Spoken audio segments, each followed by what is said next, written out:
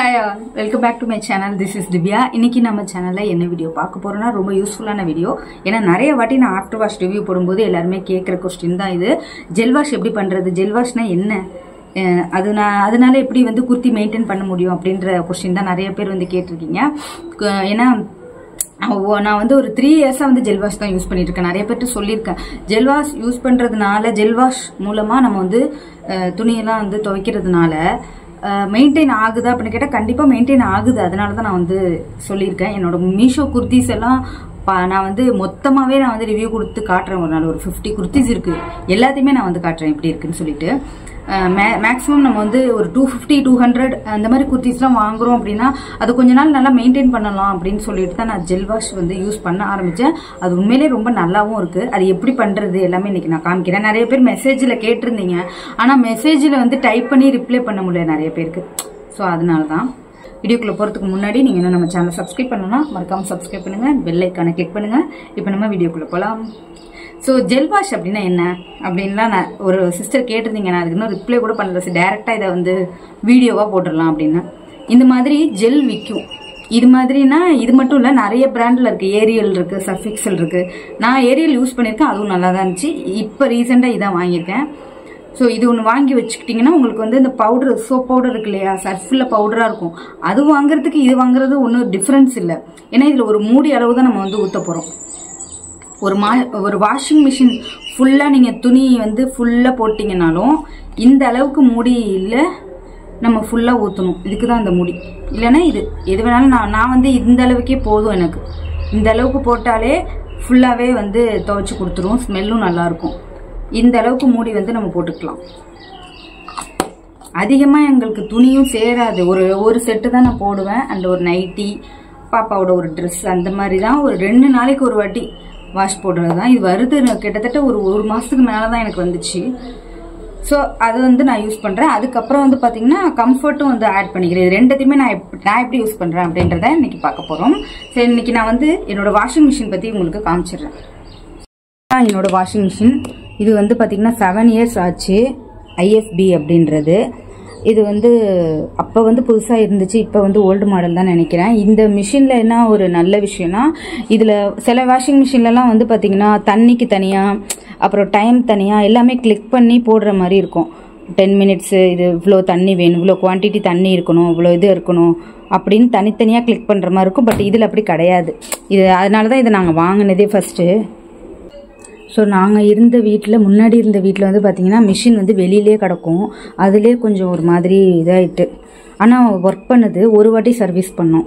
So இந்த மிஷினில் வந்து பார்த்திங்கன்னா இது மாதிரி தனித்தனியாக பட்டன்லாம் போட்டு நமக்கு வாட்டர் இவ்வளோ நேரம் வந்து துவைக்கணும், இவ்வளோ நேரம் பிழிக்கணும்னு தனித்தனியாக போட அவசியமே கிடையாது. பவர் பட்டன் போட்டு ஸ்டார்ட் கொடுத்தா போதும். இது வந்து எல்லாமே கரெக்டான குவான்டிட்டி அதுவாகவே எடுத்துக்கும். இதில் என்னென்ன இருக்குன்னா, அந்த aqua, conserve, smart sense, express, jeans, delicate, tub clean, இது எல்லாமே இருக்குது. டப் கிளீன் வந்து நம்ம வந்து அதுக்குன்னு ஒரு க்ளீன் பவுடர் கொடுப்பாங்க. அதை போட்டு சுத்தம் பண்ணுறதுக்கு இந்த டப் கிளீனு. மற்றதெல்லாம் இந்த ட்ரெஸ்ஸு, காஸ்ட்லியான ட்ரெஸ்ஸுக்கு உள்ளது, ஜீன்ஸுக்கு உள்ளது. அப்புறம் எக்ஸ்பிரஸ்னால் எங்கேயாவது நம்ம போகிறோம் அப்படின்னா ஒரு 1/2 ஹவரில் துவைக்கிறதுனா, ஆனால் அது யூஸ் பண்ணது கிடையாது, மிஷினுக்கு ஏதாவது ஆயிடுமேன்னு. ஸ்மார்ட் சென்ஸ்லாம் நார்மலாக போடுறது, அந்த மாதிரி எல்லாமே இருக்கும். இதில் நான் மேக்ஸிமம் கொடுக்கறது வந்து ஸ்மார்ட் சென்ஸ் மட்டும்தான். அதில் தான் நான் ப்ரெஸ் பண்ணி வச்சுருக்கேன். வேறு மாற்றவே மாட்டேன். மாற்றணுன்னா அந்த இதை வச்சு மாற்றணும். அதனால் நான் மாற்றவே மாட்டேன். எப்போதுமே ஸ்மார்ட் சென்ஸ் தான் கொடுப்பேன். ஒரு 50 மினிட்ஸில் வந்து வாஷ் பண்ணி கொடுத்துரும். அது எப்பயாவது இந்த கரண்ட் போயிடுச்சு அப்படின்னா மட்டும் ஸ்டாப் ஆகிடும். அப்புறம் நம்ம திரும்ப ஸ்டார்ட் பண்ணி போட்டோம்னா கரெக்ட் ஆகிடும். ஸோ இதுக்குள்ளே வந்து முக்கால்வாசி துணியெல்லாம் போட்டாச்சு ஃபுல்லாக. இன்னைக்கு லாஸ்ட்டாக இன்னொரு துணி போடணும். அது வந்து மீஷோவோட குர்த்தா செட்டு, தீபாவளி குர்த்தா செட் தான் அது. இது வந்து தீபாவளிக்கு நான் போட்ட குர்த்தா செட்டு. 2 குர்த்தா செட்டாக தான் நான் வந்து துவைச்சிட்டு இருக்கிறேன். ஏன்னா எல்லாத்தையும் ஒன்றா போட வேணாம்னு சொல்லிட்டு. ஏன்னா சில இதில் ஒர்க் இருக்கும், சில இதில் ஒர்க் இருக்காது. ஸோ சாயம் போகுதா எல்லாத்தையும் பார்த்துட்டு தான் நான் போடுவேன். இது வந்து தீபாவளிக்கு போட்டிருந்தேன்ல அந்த குர்த்தா செட் தான். இதை இன்னைக்கு நான் துவைக்க போட போகிறேன். டிசைன்லாம் இருக்குது அப்படின்னா என்ன பண்ணுவேன்னா, உள்ளே பெரட்டி தான் போட்டுருவேன். ஃபஸ்ட்டே பெரட்டிடுவேன் துணியை. அப்படி பெரட்டி போட்டுட்டோம்னா நமக்கு மேக்ஸிமம் ஏதாவது ஒர்க் இருந்ததுன்னா கூட அது ஒன்றும் ஆகாது அந்த வாஷில். ஸோ பேண்ட்டு, துப்பட்டா மேக்ஸிமம் நான் போட மாட்டேன். எப்பயாவது தான் போடுவேன். இந்தமாரி ஏதாவது இது ரொம்ப ஒர்க் இது ஒன்றும் ஆகாது. ஸ்டோன் ஒர்க் இருந்ததுன்னா நான் வந்து இதில் போட மாட்டேன், அது தனியாக தான் துவைச்சிப்பேன். இப்போ பரட்டியாச்சா, இப்போ வந்து சாயம் போகுதான்னு டெஸ்ட் பண்ணிட்டு தான் இதில் போடுவேன். இப்போ ஃபஸ்ட்டு வாட்டர் கொஞ்சோண்டு எடுத்துக்கிட்டு இந்த துணி இருக்கு இல்லையா, எல்லா துணியுமே, அதாவது புதுசாக நான் வாங்கியிருக்கிற துணி எல்லாத்தையுமே துவைக்கிறதுக்கு முன்னாடி இப்படி நான் பிழிஞ்சு பார்த்துருவேன் ஒரு 5 நிமிஷம். 2-3 வாட்டி போட்டு சாயம் போயிடுச்சு அப்படின்னா அது தனியாக துவைக்கலாம் அப்படின்னு சொல்லிட்டு இப்படி பண்ணி பார்ப்பேன்.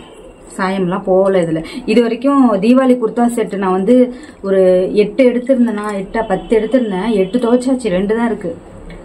ஸோ அந்த 2ல் நம்ம இன்னைக்கு போடலாம் அப்படின்ட்டு தான் பார்த்தேன். 8யுமே நான் வந்து இதுமாரி பண்ணி பார்த்தேன், எதுலேயுமே வந்து சாயமே போகலை.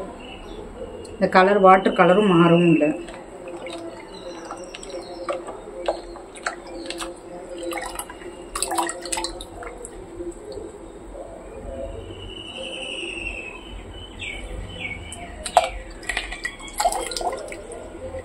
போல டெஸ்ட் பண்ணியாச்சு, இதுக்கப்புறம் தான் போடுவோம்.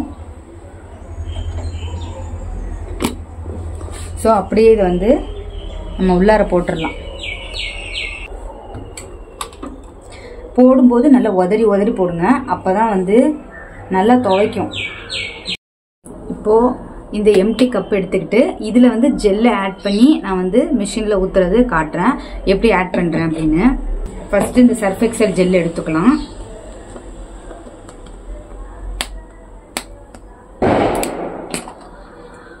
இந்த மூடி இருக்கு இல்லையா, இந்த அளவு எடுத்துக்கிட்டு இதில் இந்த அளவுக்கு ஊற்றினா போதும்.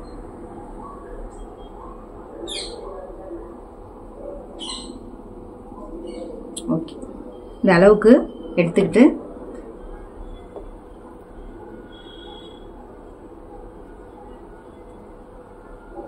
நான் கொஞ்சமாக தான் துணி போட்டிருக்கேன், ஒரு 5-6 செட்டு.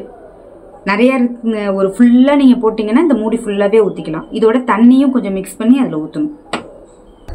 ஸோ தண்ணியும் பார்த்தீங்கன்னா அந்த நுரையோட கொஞ்சம் அப்படி ஊற்றிட்டு,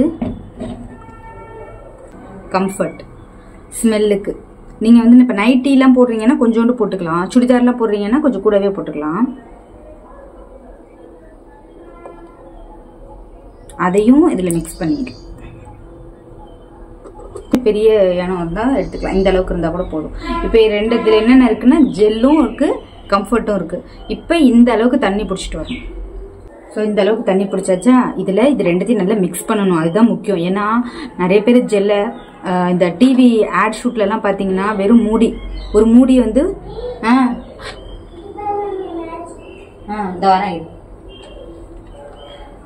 அந்த ஒரே ஒரு மூடியில் அந்த ஜெல் எடுத்து வாஷிங் மிஷினில் ஊற்றிட்டு சுவிட்ச் போட்டுட்டு துணி வந்து காமிச்சு நல்லா துவைச்ச மாதிரி காமிப்பாங்க. அது உண்மையிலே எப்படின்னா நான் அந்த மாதிரி பண்ணியிருக்கேன் அதை பார்த்துட்டு. ஆனால் அந்த ஜெல்லு வந்து ஒரு பக்கம் மட்டும்தான் இருக்கும், ஒரு பக்கம் துணியில் இறங்கியிருக்காது. ஒரு ஓரமாக பவுடர் கொட்டினா எப்படி இருக்குமோ அதே மாதிரி தான் இருக்கும். அதனால நம்ம உள்ளார தண்ணி இது ஜெல்லு ஊத்துறதுக்கு முன்னாடி இந்த மாரி மிக்ஸ் பண்ணி ஊற்றிட்டோம்னா எல்லா பக்கமும் துணிக்கு அந்த ஜெல்லு வந்து போகும், எல்லா பக்கமும் நல்லா துவைக்கும். அதுக்காக தான். இப்போ கம்ஃபர்ட்டு ஜெல்லு வாட்டர் எல்லாத்தையுமே ஆட் பண்ணியாச்சு. இது எல்லாத்தையுமே வாஷிங் மிஷினுக்குள்ளே இப்போ நம்ம ஊற்ற போகிறோம்.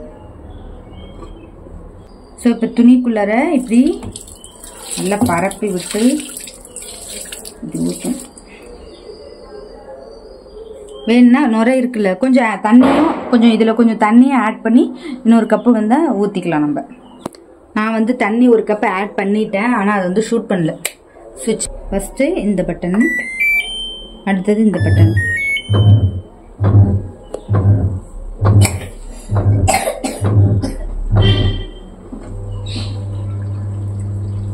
ஸோ அவ்வளோதான், வாஷிங் மிஷின் வந்து ஆன் பண்ணி விட்டாச்சு. அது ஒரு 2 hours 1 hour மேலேயே வரும். ஏன்னா அடிக்கடி இங்கே மழை பெய்யறதுனால கரண்ட் போயிட்டு வந்துக்கிட்டே இருக்கும். அதனால நம்ம வந்து ஜெல் வாஷ் இப்படி தான் நான் வந்து பண்ணிக்கிட்டு இருக்கேன். வாஷ் பண்ணதுக்கு அப்புறம் உள்ள துணி எப்படி இருக்கு அப்படின்றத நான் வந்து பீரோவில் ஓப்பன் பண்ணி காட்டுறேன். 2 செட்டாக நான் எடுத்து அடுக்கி வச்சுட்டு இருக்கேன். அதனால தான் இன்னும் தீபாவளி குர்த்திஸ் வந்து ஆஃப்டர் வாஷ் ரிவ்யூ இன்னும் போடலை. இந்த 2 குர்த்தி வந்து பேலன்ஸ் இருக்குது. போட்டதுக்கப்புறம் முடிச்சதுக்கப்புறம் சேர்த்து நான் வந்து போடுறேன். வாஷ் பண்ண குர்த்தி வந்து நான் வந்து காமிக்கிறேன் எப்படி இருக்கு அப்படின்னு சொல்லிட்டு நம்ம அங்கே போய் பார்க்கலாம். ஸோ ஜெல் வாஷ் வந்து எப்படின்னு நீங்கள் வந்து பார்த்துருப்பீங்க. இது வந்து ரொம்பவே சிம்பிளான விஷயம் தான், எல்லாருமே பண்ணுறது தான். இருந்தாலும் சில பேருக்கு வந்து நம்ம மெசேஜ் பண்ணால் அது அந்த அளவுக்கு கிளியராக தெரியுமான்னு தெரியலன்ட்டு தான் நான் எப்படி போடுவேனோ அப்படி வந்து நான் காமிச்சிருக்கேன். எல்லாத்தையுமே வந்து பார்த்திங்கன்னா ஒரு பீரோ ஃபுல்லாகிடுச்சு ட்ரெஸ்ஸு. இது வந்து சாரீ வச்சிருக்க பீரோ. இதில் வந்து பார்த்தீங்கன்னா அதில் இடம் இல்லைன்னு சொல்லிட்டு தீபாவளிக்கு எடுத்த ட்ரெஸ் மட்டும் நான் வாஷ் பண்ணி இதில் வச்சுருக்கேன். இதெல்லாம் பார்த்தீங்கன்னா தீபாவளிக்கு எடுத்த குர்தா செட் எல்லாம் வந்து வாஷிங் மிஷினில் போட்டு துவைச்சி அதுக்கப்புறம் கொண்டு வந்து இங்கே வச்சுருக்கேன். இது பார்த்தீங்கன்னா ப்ளவுஸ் கவர் வாங்கினேன் மீஷோவில். 4 கவர் ப்ளவுஸ்க்கு, ஆரி ப்ளவுஸு அப்புறம் டிசைனர் ப்ளவுஸ்லாம் வைக்கிறதுக்காக இந்த 4 கவர் வந்து வாங்கினேன். இது ஃபுல்லாக ப்ளவுஸ் தான் இருக்குது. இந்த ப்ளவுஸ் ரிவ்யூ வந்து நான் நெக்ஸ்ட் வீடியோவில் வந்து கொடுக்குறேன். அதாவது என்கிட்ட எந்த மாதிரி ஆரி ப்ளவுஸ் இருக்குன்னு, ரொம்பலாம் நான் வந்து டைரெக்டாக போய் ஸ்டிச் பண்ண ஆரி ப்ளவுஸ்லாம் என்கிட்ட அதிகமாக கிடையாது. மீஷோவில் உள்ளதை தான் நான் வந்து ஸ்டிச் பண்ணியிருப்பேன். ஸ்டிச் பண்ணாத மெட்டீரியலும் எல்லாமே இந்த 4த்துக்குள்ளே தான் இருக்குது. அடுத்த வீடியோவில் நான் வந்து காமிக்கிறேன். இது பார்த்தீங்கன்னா ஆஃப்டர் வாஷ்க்கு அப்புறம் எனக்கு ரொம்ப பிடிச்ச ட்ரெஸ்ஸு. 280க்கு செம்மையான ஒரு குவாலிட்டியான ஒரு ட்ரெஸ் மீஷோவில் எடுத்ததுன்னா இது வந்து நான் சொல்லுவேன், செம்மையாக இருக்குது. ஆஃப்டர் வாஷ்க்கு அப்புறம் பார்த்தீங்கன்னா எப்படி இருக்குது பாருங்கள். நான் வந்து ஆஃப்டர் வாஷ் ரிவ்யூ தனியாக போடும்போது காட்டுறேன். இப்போ வந்து எப்படி இருக்குன்னு வந்து வாஷ் பண்ணதுக்கப்புறம் எப்படி இருக்குன்னு பாருங்கள். இதெல்லாம் வந்து சாயம் போகும் அப்படின்னு நினச்சேன். ஏன்னா கலர்ஸ் நிறைய கலர் இருக்கிறதுனால ஒருவேளை சாயம் போனாலும் போகலாம் அப்படின்னு தான் நினச்சேன். பட் சாயம் போகவே இல்லை, எதுவுமே நல்லா இருக்குது. அதே மாதிரி இதுவும் நான் வந்து மிஷினில் போடும்போது பெரட்டி போட்டு தான் நான் வந்து வாஷ் பண்ணேன். ஏன்னா இந்த நெக்கில் வந்து இந்த டிசைன்லாம் இருக்கு இல்லையா, அதெல்லாம் போயிடுமோ அப்படின்னு பயந்துட்டு எந்த டிசைனுக்கும் எதுவும் ஆகலை. ஸோ எனக்கு ரொம்ப பிடிச்ச ஃபேவரட்டான ஒரு ட்ரெஸ் வந்து இது. ஆஃப்டர் வாஷ்க்கு அப்புறம் பார்த்தீங்கன்னா சூப்பராக இருக்குது. ஸோ எல்லாத்தையுமே இப்போ மிஷினில் போட்டதுக்கப்புறம் வந்து 2-3 நாளாக மழை பெஞ்சிட்டு இருக்கு இல்லையா, அதை ஒரு 3 நாள் நான் வந்து ஸ்டாண்டில் போட்டு ஃபேனில் போட்டு ட்ரை ஆக்குனதுக்கப்புறம் தான் இதில் அடுக்கி வைக்கணும். மற்றது எல்லாம் வந்து இதில் இருக்குது. எல்லாமே ஆஃப்டர் வாஷ்க்கு அப்புறம் உள்ளது தான். ஒன்று ஒன்றா நான் வந்து அடுத்தடுத்த வீடியோவில் காமிக்கிறேன். ஏன்னா வீடியோ எடுக்கிறதுக்கு கூட வந்து வெளியில் போக முடியல, ஒரே மழை. சூப்பர் குவாலிட்டியாக இருக்குது. இது ரொம்ப ரொம்ப எனக்கு பிடிச்ச ட்ரெஸ்ஸு. 300க்குள்ளே வந்து ஒரு சூப்பரான ஒரு ட்ரெஸ்ஸு இருக்குது. ஆஃப்டர் வாஷ்க்கு அப்புறமும் இது வந்து நல்லா இருக்குது. இதை நீங்கள் வந்து கண்டிப்பாக ஃபெஸ்டிவல் கிறிஸ்மஸ் வருது இல்லையா, அதுக்கு கூட நீங்கள் வந்து யாராவது வாங்குறீங்க அப்படின்னா கண்டிப்பாக இந்த செட் வாங்கலாம். சூப்பரான, என்ன சொல்கிறதுனா, வியர் பண்ணிக்கிறதுக்கும் அவ்வளோ கம்ஃபர்டபுளாக இருக்குது. ஒரு உறுத்தல் இல்லை, காட்டன் பிளெண்டட் தான், இருந்தாலும் காட்டனை விட சூப்பராக இருக்குது.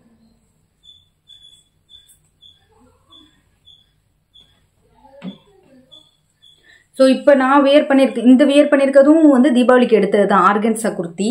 ஸோ இதுவும் பார்த்தீங்கன்னா ஆஃப்டர் வாஷ்க்கு அப்புறம் வந்து போட்டேன். இது வந்து 2 வாட்டி நான் மழையில் நனைஞ்சிட்டேன், அதுக்கப்புறமும் போய் ஆஃப்டர் வாஷ் பண்ணி வச்சிருக்கேன். ஸோ அவ்வளோதான்.